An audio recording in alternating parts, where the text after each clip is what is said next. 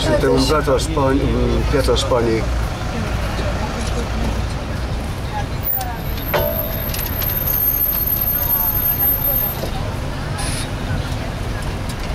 Aceasta este o arenă fostă pentru lupte cu tauri, care a fost transformată în mall.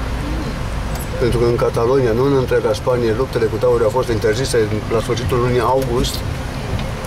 Această singura clădire care este în Barcelona în arhitectură maură, dacă tot ce a pierdut rațiunea de a trăi, deci luptele cu tauri, bine măcar că n-au dărâmat-o, se cheamă chiar Arena Barcelona, Arena de Barcelona. Și în loc să o dărâme, au transformat-o într-un mall. I-au montat un acoperiș, au împărțit spațiul în mai multe zone și au făcut un mall.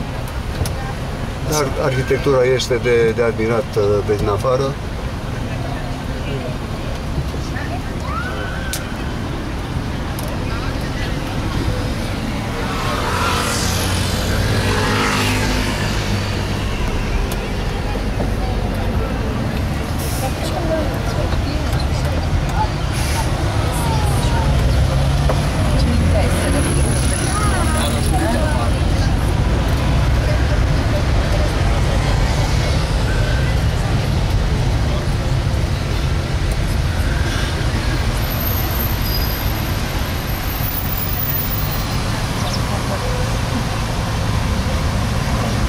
Cu liftul urcă. Cu?